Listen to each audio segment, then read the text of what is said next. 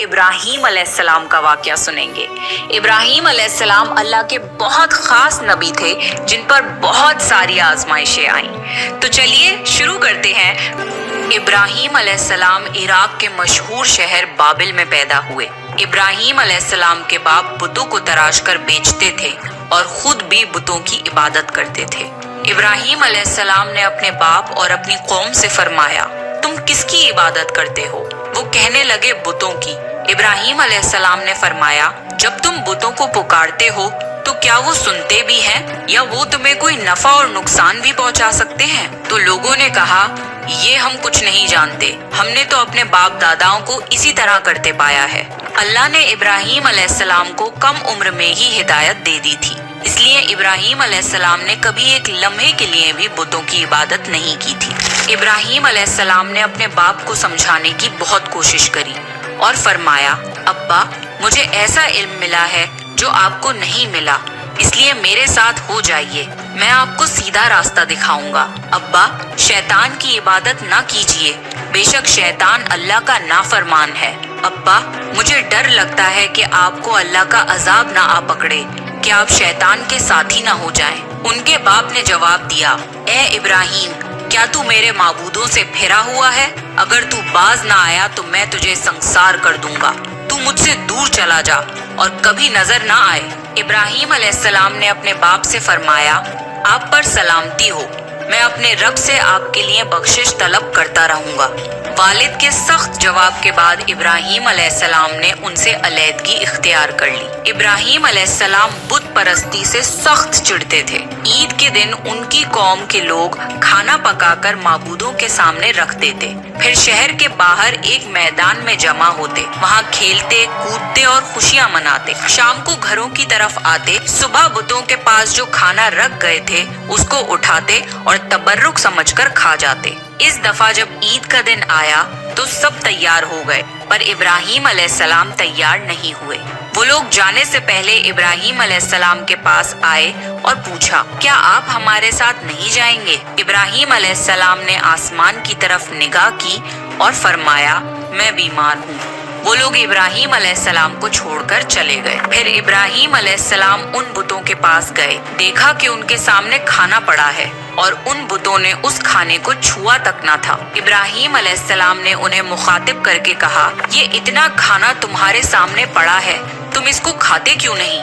تمہیں کیا ہو گیا ہے کہ بات تک نہیں کرتے؟ پھر پوری طاقت سے کلہاڑا مار کر ان کے ٹکڑے ٹکڑے کر دیے، لیکن بڑے بت کو چھوڑ دیا۔ تمام چھوٹے بتوں کو توڑ کر کلہاڑا اس بڑے بت کے کندھے پر رکھ دیا۔ لوگ جب واپس لوٹے تو حیران رہ گئے کہ یہ کیسے ہو گیا۔ قوم کے لوگوں نے مشورہ کیا کہ سب کو جمع کرو اور ابراہیم کو بلاؤ اور اسے سزا دو۔ سب جمع ہو گئے اور ابراہیم علیہ السلام سے بولا گیا، اے ابراہیم ہمارے بتوں کے ساتھ یہ حرکت تم نے کی ہے؟ ابراہیم علیہ السلام نے جواب دیا، یہ کام تو اس بڑے بت کا ہے، مجھ سے کیوں پوچھتے ہو؟ تم اپنے معبودوں سے کیوں نہیں پوچھ لیتے کہ ان کے ٹکڑے ٹکڑے کس نے اڑائے ہیں؟ ابراہیم علیہ السلام کی یہ بات سن کر وہ سب سوچ میں پڑ گئے۔ پھر کہا، اے ابراہیم کیا تمہیں علم نہیں کہ یہ بول نہیں سکتے؟ اب ابراہیم علیہ السلام نے فرمایا، تم اللہ کے سوا ان کی عبادت کیوں کرتے ہو جو تمہیں کچھ بھی نفع نہ دے سکیں اور نہ ہی نقصان پہنچا سکے؟ تعجب ہے تم پر اور ان پر بھی جن کو تم اللہ کے سوا پکارتے ہو۔ تم ان کی پوجا کرتے ہو جن کو تم خود اپنے ہاتھوں سے تراشتے ہو۔ کیا تم میں بالکل عقل نہیں؟ لیکن سب کچھ سمجھنے کے بعد بھی وہ لوگ اپنے کفر پر ڈٹے رہے اور ابراہیم علیہ السلام کو سزا دینے کا فیصلہ کر لیا۔ پھر ان لوگوں نے ایک میدان میں کئی دن تک خوب ساری لکڑیاں جمع کی اور اس میں آگ لگا دی۔ جب آگ خوب بھڑک اٹھی تو انہوں نے ابراہیم علیہ السلام کو رسیوں سے باندھ کر اس آگ میں ڈال دیا۔ اس وقت ابراہیم علیہ السلام نے یہ دعا پڑھی، حسبنا اللہ و نعم الوکیل، میرے لیے اللہ کافی ہے اور وہی بہترین کارساز ہے۔ اللہ نے آگ سے فرمایا، اے آگ ابراہیم پر ٹھنڈی ہو جا اور سلامتی والی ہو جا۔ چنانچہ جب ابراہیم علیہ السلام کو آگ میں ڈالا گیا تو وہ ٹھنڈی ہو گئی۔ آگ بھی اللہ کے حکم کے بغیر نہیں جلا سکتی، اس لیے क्योंकि ये भी अल्लाह की मखलूक है और इसकी कुदरत भी अल्लाह के पास है। इसलिए जब आग को अल्लाह की तरफ से ठंडा होने का हुक्म हुआ तो वो ठंडी हो गई। आग ने न इब्राहीम अलैहिस्सलाम के कपड़े जलाए और न जिस्म के किसी हिस्से को नुकसान पहुंचाया, सिर्फ वो रस्सियां जलाईं जिनसे आग को बांधा गया था। लोग आग के आसपास इब्राहीम अलैहिस्सलाम को जलता हुआ देखने के लिए खड़े थे, लेकिन वो ये देखकर हैरान रह गए कि इब्राहीम अलैहिस्सलाम बड़े नाज से आग के दरमियान बैठे हैं। लोग इस मौजज़े को देखकर हैरत ज़दा थे। फिर इब्राहीम अलैहिस्सलाम आग से निकले। इतना बड़ा मौजज़ा देखने के बाद भी लूत अलैहिस्सलाम के सिवा कोई ईमान नहीं लाया। पूरे बाबिल शहर के लोग कुफर ही पर डटे रहे। इब्राहीम अलैहिस्सलाम उनका ये रवैया देखकर नाउम्मीद हो गए कि इससे बढ़कर ये कौन सा मौजज़ा देखना चाहते हैं। उस वक्त बाबिल पर नमरूद नामी बादशाह की हुकूमत थी। जब उसके पास इस मौजज़े की खबर पहुंची तो उसने अपने दरबार में इब्राहीम अलैहिस्सलाम को पेश करने का हुक्म दिया। उसने इब्राहीम अलैहिस्सलाम से उनके रब के बारे में पूछा। इब्राहीम अलैहिस्सलाम ने जवाब दिया, मेरा रब वो है जो जिंदा करता है और मारता है। जवाब में उसने कहा, मैं भी जिंदा करता हूँ और मारता हूँ। उसने हुक्म दिया कि जेल से 2 आदमियों को ले आओ। फिर उसने एक को कत्ल करने का हुक्म दिया और दूसरे को माफ कर दिया और कहने लगा कि देख लो, मेरे हुक्म से लोग मरते हैं और मेरे हुक्म से उन्हें जिंदगी मिलती है। इस पर इब्राहीम अलैहिस्सलाम ने कहा, बेशक अल्लाह सूरज को मशरिक से लाता है, तू उसको मगरिब से ले आ। इस पर नमरूद के पास कोई जवाब न था। फिर उसने इब्राहीम अलैहिस्सलाम को शहर से निकल जाने का हुक्म दिया। इब्राहीम अलैहिस्सलाम इराक को छोड़कर शाम की तरफ चल दिए। यहाँ पर उन्होंने अपने चचा की बेटी सारा अलैहिस्सलाम से शादी की और यहीं रहने लगे। इस शहर के लोग बुतों की पूजा नहीं करते थे, बल्कि सितारों को पूजते थे। ये लोग रात को इबादत करते थे क्योंकि सितारे रात को दिखते हैं। एक रात इब्राहीम अलैहिस्सलाम इन लोगों के साथ निकले और एक चमकते हुए तारे को देखकर मजाक में बोले कि ये मेरा रब है। फिर जब वो तारा छुप गया तो बोले कि ये मेरा रब कैसे हो सकता है जो छुप जाए। अगली रात उन्होंने चांद को देखकर बोला, ये मेरा रब है। फिर जब दिन हुआ और चांद छुप गया तो बोले, ये रब कैसे हो सकता है। अगर दिन के वक्त किसी को अपने रब की हाजत होगी तो वो क्या करेगा। इन बातों से इब्राहीम अलैहिस्सलाम उन लोगों को गौर व फिक्र की दावत दे रहे थे ताकि वो लोग गौर करें। फिर जब दिन हुआ और सूरज निकला तो कहने लगे, ये मेरा रब है, ये तो सबसे बड़ा है। लेकिन जब वो भी गुरूब हो गया तो कहने लगे, ये भी रब कहलाने के लायक नहीं, ये सब तो मखलूक हैं और इनका खालिक कोई और है। मैं तो उसकी इबादत करता हूँ जिसने आसमान और जमीन को पैदा किया। उन लोगों ने फिर भी कुफर ही किया और कोई भी ईमान नहीं लाया। चुनाचे इब्राहीम अलैहिस्सलाम ने फिर हिजरत करने का फैसला किया और मिस्र जा पहुँचे। मिस्र के बादशाह को खबर मिली कि एक शख्स हिजरत करके आया है और उसके साथ एक औरत है जो बहुत हसीन और जमील है। उस बादशाह ने अपने लोगों को भेजा कि उस औरत को मेरे पास ले आओ और पता करना कि उसके साथ जो आदमी है वो कौन है। अगर वो उसका शौहर हो तो उसे कत्ल कर देना। उधर बादशाह ने अपने लोगों को भेजा, इधर अल्लाह ने इब्राहीम अलैहिस्सलाम को वही भेज दी। इब्राहीम अलैहिस्सलाम ने सारा अलैहिस्सलाम से कहा, अगर वो तुमसे मेरे बारे में पूछें तो कह देना तुम मेरी बहन हो। फिर उन्होंने समझाया कि इस रूहे जमीन पे मेरे और तुम्हारे सिवा कोई ईमान वाला नहीं, इस लिहाज से तुम मेरी दीनी बहन हो। उस जालिम बादशाह ने सारा अलैहिस्सलाम को अपने महल में बुला लिया। जब उसने सारा अलैहिस्सलाम के साथ बदकारी करने के लिए अपने हाथ आगे बढ़ाए तो सारा अलैहिस्सलाम ने अल्लाह से दुआ की और दुआ की बरकत से उस बादशाह का हाथ जम गया। वो बुरी तरह चीखने लगा और उसके सारे मुलाजिम आ गए। ये देखकर सारा अलैहिस्सलाम डर गईं और सोचा कि अगर ये मर गया तो लोग ये सोचेंगे कि मैंने इसे कत्ल किया है। फिर उन्होंने उसे निजात देने के लिए अल्लाह से दुआ की और उस बादशाह का हाथ ठीक हो गया, पर उसने फिर से वही हरकत की, उसका हाथ फिर जम गया। ऐसा 3 मर्तबा हुआ और आखिरी बार उसने सारा अलैहिस्सलाम से वादा किया कि अब की کی بار اگر تو مجھے اس مصیبت سے نجات دلائے گی تو میں تجھے چھوڑ دوں گا۔ پھر سارہ علیہ السلام نے اللہ سے دعا کی اور وہ ٹھیک ہو گیا۔ پھر اس نے سارہ علیہ السلام کو عزت سے رہا کر دیا اور ان کی خدمت کے لیے اپنی بیٹی ہاجرہ کو ان کے ساتھ کر دیا۔ سارہ علیہ السلام جب واپس آئیں تو ابراہیم علیہ السلام نے فرمایا کہ اب ہم یہاں نہیں رہیں گے بلکہ واپس جائیں گے۔ پھر وہ لوگ واپس فلسطین چلے گئے۔ ابراہیم علیہ السلام کی عمر 86 سال کی ہو گئی پر ان کی کوئی اولاد نہ تھی، تو سارہ علیہ السلام نے سوچا میں بانجھ ہوں اور ابراہیم علیہ السلام کو اولاد کی تمنا ہے، تو کیوں نہ میں ہاجرہ علیہ السلام کا نکاح ابراہیم علیہ السلام سے کرا دوں۔ پھر ابراہیم علیہ السلام اور ہاجرہ علیہ السلام کا نکاح ہو گیا۔ اللہ نے ابراہیم علیہ السلام کی اولاد کی دعا قبول کری اور بیٹے اسماعیل علیہ السلام سے نوازا۔ پھر اللہ کا حکم ہوا کہ اپنی بیوی ہاجرہ علیہ السلام اور بیٹے اسماعیل علیہ السلام کو لے کے مکہ روانہ ہوں۔ اس وقت مکہ ایک بالکل بنجر جگہ تھی۔ یہاں پر ابراہیم علیہ السلام اپنی بیوی بچے کو چھوڑ کر جانے لگے تو ہاجرہ علیہ السلام کو بہت حیرانی ہوئی اور وہ اپنے شوہر سے پوچھنے لگی، اے ابراہیم، ہمیں کہاں چھوڑے جا رہے ہو؟ یہاں نہ پانی ہے، نہ خوراک، نہ کوئی انسان۔ ابراہیم علیہ السلام نے کوئی جواب نہیں دیا اور چلتے رہے۔ ہاجرہ علیہ السلام ان کے پیچھے چلتی رہیں اور سوال کرتی رہیں کہ ہمیں کس کے حوالے کر کے جا رہے ہو؟ یہ تو بالکل بے آباد جگہ ہے۔ ابراہیم علیہ السلام نے پھر بھی کوئی جواب نہیں دیا۔ آخر ہاجرہ علیہ السلام نے ان سے پوچھا، کیا آپ کو اللہ نے اس کام کا حکم دیا ہے؟ تو ابراہیم علیہ السلام نے فرمایا، ہاں۔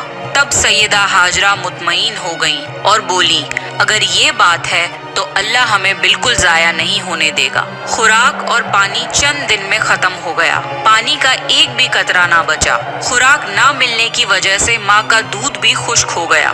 اب بچہ بھوک سے بلکنے لگا۔ ہاجرہ علیہ السلام اپنے بچے کو بھوک سے روتا ہوا نہیں دیکھ سکتی تھی، اس لیے انہوں نے بچے کو وہیں چھوڑا اور پاس کی پہاڑی صفا کی طرف دوڑی کہ شاید کسی طرف پانی یا خوراک نظر آ جائے یا کسی انسان کی جھلک نظر آ جائے۔ جب کچھ نظر نہ آیا تو نشیب کی طرف پہنچی، پر جب انہیں بچہ نظر آنا بند ہو گیا تو تیزی سے مروہ کی پہاڑی کی طرف دوڑی۔ وہاں بھی کچھ نظر نہ آیا۔ خیال آیا کہ پھر سے کوشش کرنی چاہیے۔ اس طرح انہوں نے صفا اور مروہ کے درمیان 7 چکر لگائے۔ اللہ کو ہاجرہ علیہ السلام کی یہ ادا بہت پسند آئی اور اللہ نے ہاجرہ علیہ السلام کی اس سنت کو برقرار رکھنے کے لیے اسے حج کا حصہ بنا دیا۔ یہی وجہ ہے کہ مسلمان حج اور عمرے کے وقت صفا اور مروہ کے درمیان صحیح کرتے ہیں۔ جب وہ آخری مرتبہ مروہ پر پہنچی تب انہیں ایک آواز سنائی دی جو اسماعیل علیہ السلام کے قریب سے آ رہی تھی۔ وہ جلدی سے اپنے بچے کے پاس پہنچی تو دیکھا کہ اسماعیل علیہ السلام کے قدموں کے نیچے سے پانی پھوٹ رہا ہے۔ اللہ نے جبرائیل علیہ السلام کو ہاجرہ علیہ السلام کی مدد کے لیے بھیجا تھا۔ انہوں نے زمزم والی جگہ پہ اپنا پر مارا تو اسماعیل علیہ السلام کے قدموں کے پاس سے زمزم کا عظیم چشمہ جاری ہو گیا۔ اللہ نے اپنے ان بندوں کے لیے زمین پھاڑ کر ایک چشمہ نکال دیا۔ یہی آب زمزم کا آغاز تھا۔ ہاجرہ علیہ السلام پانی کو حیرانی اور خوشی سے دیکھ رہی تھیں۔ جب انہوں نے دیکھا کہ پانی چاروں طرف بہہ رہا ہے تو انہوں نے زمین کو کھودنا شروع کر دیا تاکہ پانی ادھر ادھر نہ بہہ جائے۔ پھر انہوں نے اس گڑھے کے چاروں طرف پتھر رکھ دیے اور بولی، زم زم، یعنی رک جا۔ نبی صلی اللہ علیہ وسلم کا فرمان ہے، اللہ اسماعیل علیہ السلام کی والدہ پر رحم فرمائے، اگر وہ جلد بازی سے کام نہ لیتی تو زمزم ایک بہنے والا چشمہ ہوتا۔ ہاجرہ علیہ السلام نے اسماعیل علیہ السلام کو پانی پلایا اور خود بھی پیا۔ بس یہی آب زمزم ان کے کھانے اور پینے کا کام دیتا تھا۔ کچھ ہی دنوں میں ہجرت کرنے والا ایک قبیلہ پانی کی تلاش میں وہاں پہنچا۔ انہوں نے ہاجرہ علیہ السلام سے وہاں پڑاؤ ڈالنے کی اجازت مانگی۔ ہاجرہ علیہ السلام نے فرمایا، ٹھیک ہے، لیکن آپ کو اجرت ادا کرنی ہوگی۔